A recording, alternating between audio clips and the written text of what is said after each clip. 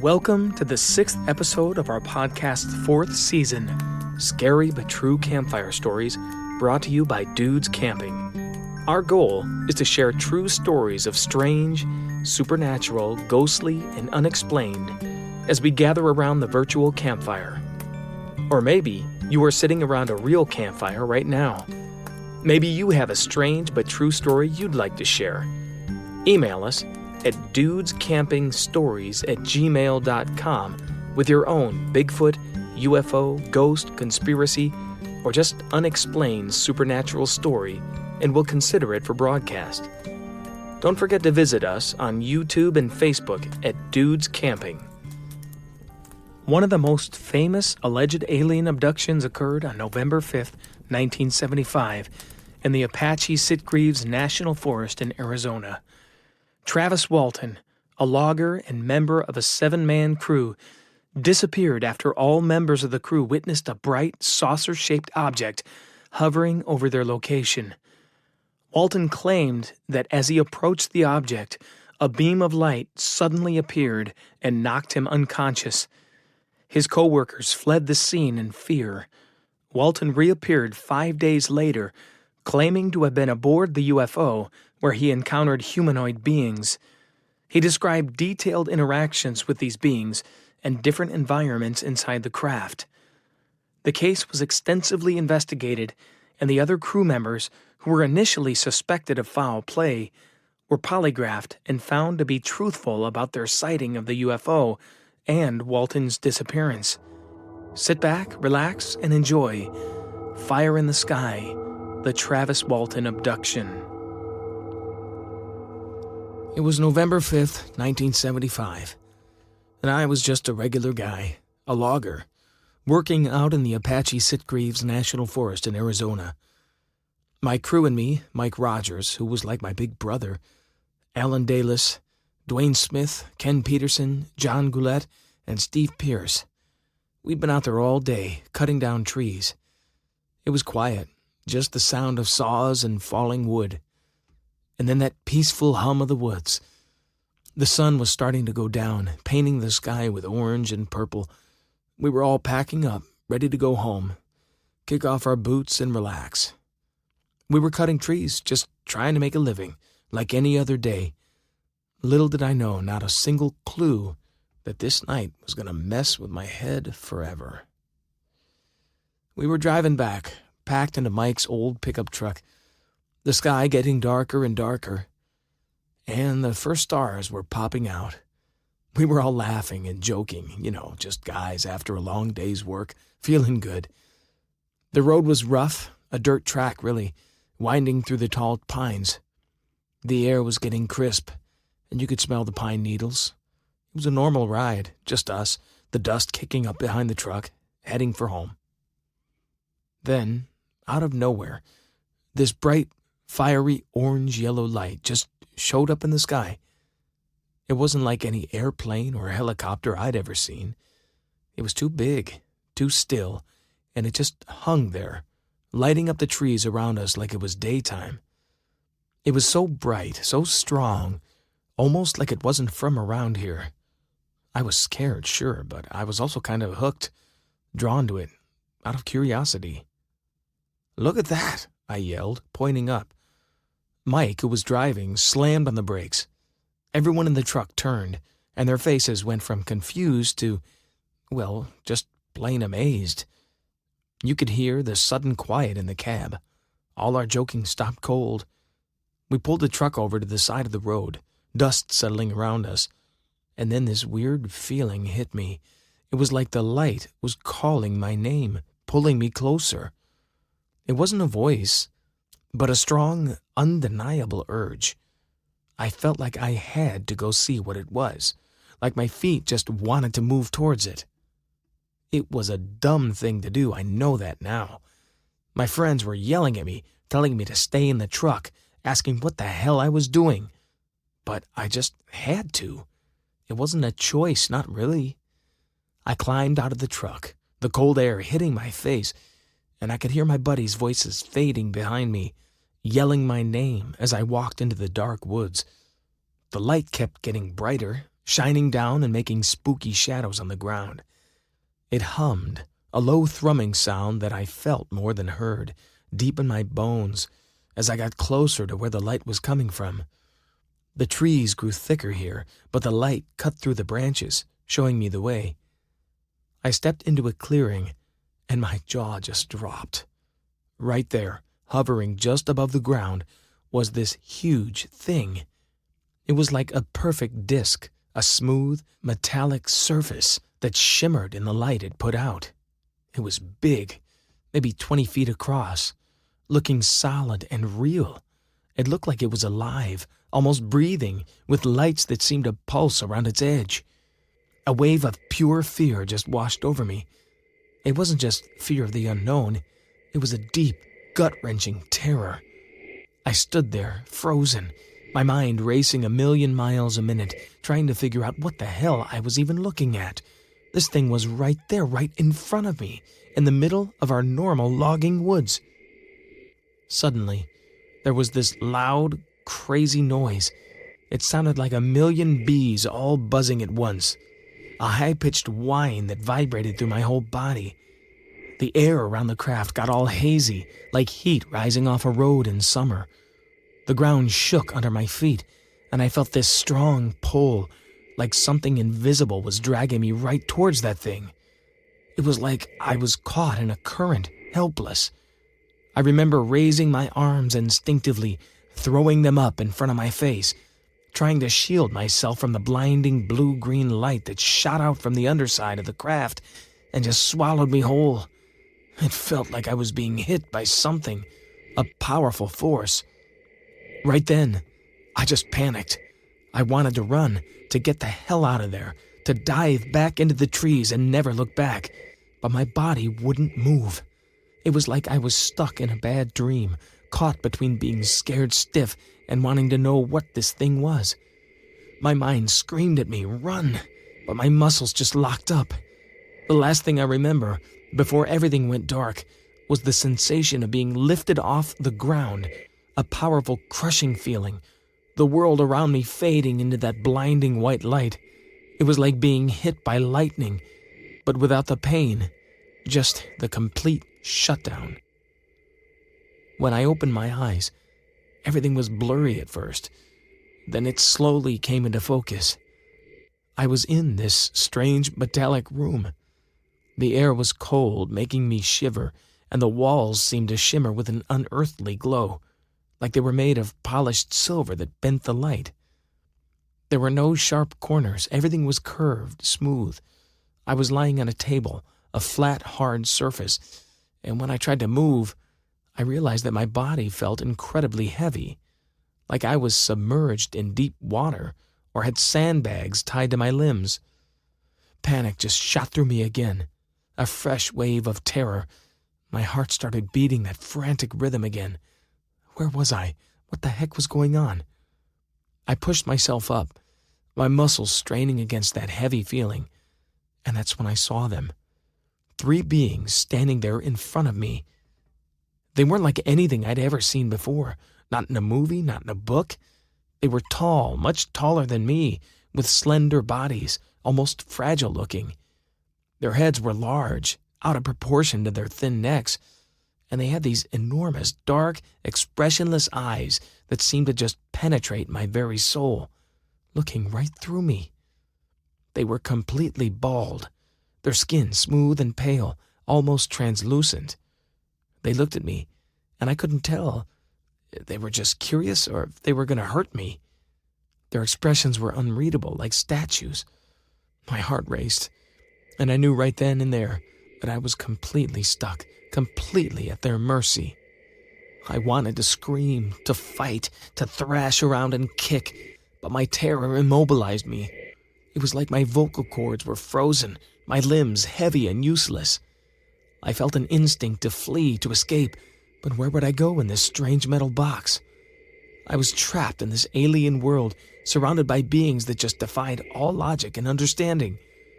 They didn't say anything out loud, not a single sound came from them, but it was like they were talking to each other, a rush of thoughts, not words, bouncing around in my head, a silent conversation I couldn't understand, but could sense. Their huge black eyes were just staring at me, fixed on me, and I could feel their curiosity, but it was mixed with a cold, almost clinical detachment. It was like I was a specimen, something to be observed, not a living, breathing person. One of them, the closest one, stepped a little closer. I felt an overwhelming wave of fear wash over me again, cold and clammy. It reached out with a long, slender, almost spindly finger and touched my forehead. Right above my right eye, the moment it made contact, a torrent of images and sensations flooded into my mind, rushing in so fast I couldn't keep up. There were flashes of stars, distant worlds, nebulae swirling, and a profound, bone-deep sense of isolation, of being utterly alone in a vast, empty space. I gasped, overwhelmed by the intensity of the experience, the sheer volume of information being pushed into my mind. It was as if they were trying to convey something incredibly important, something vast and complex, something beyond my comprehension. Like they were trying to show me where they came from, or what their world was like. But it was too much, too fast. My head felt like it was going to burst. Then, just as suddenly as it had begun, the connection broke. The images stopped, the sensations faded, and I was left gasping for breath, still shaking from the shock. The beings exchanged glances, silent communication passing between them, and I could sense they were confused, almost frustrated. They seemed to be discussing me in their silent way, their large eyes shifting, and I felt desperate. I needed to escape, to get out of this cold, metal place. In an adrenaline-fueled moment, a burst of raw instinct, I bolted off the table, my heavy feeling momentarily gone. It startled them, I could tell. They took a step back, their faces tilting slightly. I ran toward what appeared to be a door, a seamless section of the wall that glowed faintly. My heart was racing with fear and a desperate determination to get free. As I reached for the handle, or what I thought was a handle, I felt a jolt of energy course through me. A powerful, invisible force pushed me back, like hitting an electric fence. I stumbled, feeling dizzy and disoriented, my vision blurring, and in that instant, I realized I was still very much at their mercy, completely helpless. The beings approached me again, their expressions still unreadable, but their movements were purposeful. I was terrified they would take me back to that table, to subject me to more of their probing, more of those overwhelming images. But instead, they seemed to guide me, almost gently, ushering me toward another door that opened into a bright corridor. It wasn't the same door I tried to open. This one seemed to appear from nowhere. I hesitated, uncertain of what lay ahead. My mind screaming with caution, but instinct, or maybe their silent push drove me forward. As I stepped into the corridor, the atmosphere shifted. The cold, raw fear that had gripped me began to dissipate, replaced by a strange, unsettling sense of calm. The walls glowed softly, a warm, golden light this time, and I felt a pull, as if the craft itself was gently guiding me, ushering me along. I stumbled down the corridor, my senses heightened, every faint hum and subtle shift of light amplified in the silence. It was a longer corridor than I expected, with other openings along the sides, but I didn't dare look into them. Eventually, I reached what appeared to be an exit. It was another seamless section of the wall, but it felt different, like it would open. I pushed through, and suddenly, I was outside, standing in the cool night air. The craft hovered above me, maybe 50 feet up, casting a brilliant light on the landscape, illuminating the surrounding trees as if it were daylight. I looked around, trying to regain my bearings. The woods were quiet, too quiet, but I could feel the immense weight of the experience pressing down on me like a physical burden. And then, just like that, without a sound, the craft shot up into the sky, disappearing into the stars with a speed that left me breathless. Just a tiny speck of light shrinking until it vanished. I stood there, alone, the enormity of what had just happened coming down on me. I was back in the forest, but everything felt different, distorted, surreal. The trees looked the same, but I felt disoriented, as if I had stepped out of one reality and into another, a bad dream from which I couldn't fully wake up. With no idea how long I'd been gone, I stumbled back to where my coworkers had been waiting in the truck. My heart sank when I saw it. The truck was gone. Panic surged through me again, a cold wave. Had it all been a dream? Had I imagined it? I felt a wave of nausea come over me as I realized that I had no way to explain what had just happened. The fear of being alone in the woods at night, of the animals in the dark, clawed at me. But the terror of what I just experienced, of being taken, was far worse. I started to walk back toward the main road, my mind racing with disbelief, trying to make sense of the impossible. I could still feel the coldness of the being's gaze, the heavy weight of their presence lingering in my thoughts, a ghostly touch on my forehead. As I made my way through the trees, tripping over roots, I shouted for my friends, my voice raw and desperate, echoing in the stillness of the night. "Mike! Dwayne! Guys, where are you?" There was no response, only the rustling of leaves and the distant sound of the wind through the pines. I felt a sinking feeling in my stomach, a growing dread that I might never see them again. Had they left? Were they looking for me? I had no idea how much time had passed. Finally, I broke through the tree line and reached the dirt road, the main logging road. My heart sank again as I saw no vehicles and my friends were nowhere in sight. My mind was racing with questions, a million thoughts fighting for space in my head. I needed to find them. I needed to tell them what had happened, to make sense of this nightmare, to prove I wasn't crazy. As I stood there, feeling utterly alone, I noticed the faint glow of headlights approaching in the distance, bouncing over the rough road. Relief, a sudden, overwhelming flood, washed over me as I realized they were returning. Their truck heading back. They piled out of the truck, their faces a mix of concern and confusion, their eyes wide. "Travis, where the hell have you been?" Mike shouted, his voice filled with panic, almost a shout of anger and relief. I opened my mouth to explain, to tell them everything, but the words caught in my throat. How could I convey the terror I had just experienced? How could I make them understand something so impossible? I felt a wave of emotion wash over me, fear, confusion, and a deep, agonizing sense of vulnerability. I was taken, I finally stammered, my voice trembling, barely a whisper. By aliens. Their expressions shifted from concern to skepticism, then to outright disbelief. "What are you talking about, Travis?" Dwayne asked, his brow furrowed, a mix of bewilderment and worry on his face. "You were gone for 5 days, man. We thought we lost you. We called the sheriff. We looked everywhere." 5 days? The realization hit me like a punch to the gut, a physical blow. 5 days. I had no memory of those days. My mind was blank. I'd been gone for nearly a week, and I couldn't fathom what had happened during that time, where I had been. I felt sick to my stomach as the gravity of the situation sank in, the full, crushing weight of it. As I recounted my story, sitting in that truck, my friends listened. Mike, Alan, Dwayne, Ken, John, and Steve, all 6 of them, they listened, their skepticism slowly fading as they saw the genuine terror in my eyes, the raw fear that I couldn't hide.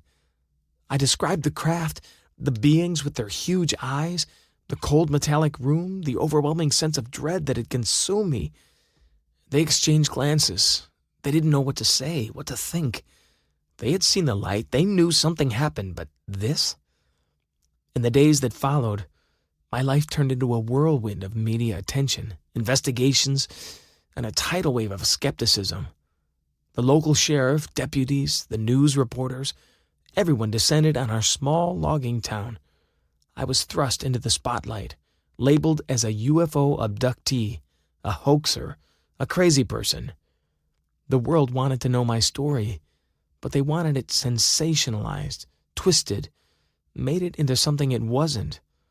I felt like a sideshow, a carnival attraction. My incredibly personal and terrifying experience reduced to headlines and sensationalism, picked apart by people who weren't there, who didn't believe. The fear that had gripped me during my abduction began to morph into something else, an obsession, a burning need to understand what had happened. I couldn't sleep right. I couldn't eat right. I started looking for researchers, found UFO groups, and even spoke at conventions. I wanted answers, not just for myself, but for those who might face the same terror. I wanted to prove I wasn't lying, that this was real. But the experience had left deep scars, wounds that weren't visible but ran deep. I struggled with nightmares, waking in a cold sweat, images of the beings in the craft haunting me, playing over and over in my mind like a broken record. I tried to talk to my friends about it, but they could only listen, their expressions a mixture of sympathy and disbelief. They wanted to help. They were good men, but they couldn't fathom the depth of what I had experienced. They hadn't been in that ship, hadn't seen what I saw. The isolation grew deeper, the burden of my truth weighing heavily on my shoulders, making it hard to breathe sometimes. I felt like I was carrying something too heavy for one man. Travis Walton and the Pascagoula abduction are among the most thoroughly documented and widely known accounts of close encounters with UFOs. Their extensive investigation, literary coverage, and cinematic adaptations have significantly shaped public perception and discourse surrounding unidentified aerial phenomena. The credibility of these narratives is bolstered by multiple eyewitness testimonies, the profound impact on those involved, and rigorous scrutiny from both media and investigators. This robust corroboration has cemented their place as cornerstones in the ongoing global conversation about mysterious flying objects. As our technology increases, we are more likely to uncover more and more information about these strange occurrences. Are they visiting from another galaxy? Are they an ancient race of beings hidden deep within the Earth somewhere? Are they interdimensional beings sent to deceive us into a false reality? Only time will tell, but we must continue to ask the questions. Thanks for listening to Scary But True Campfire Stories, presented by Dudes Camping. Narrated by Matthew S. Newbold. Do you have a story that needs to be told? Email us at dudescampingstories@gmail.com with your scary but true story, and we'll consider it for broadcast. Please, hit the like button and subscribe if you enjoyed this story, and leave a comment. It really does help us out. Until next time, we will see you around the campfire.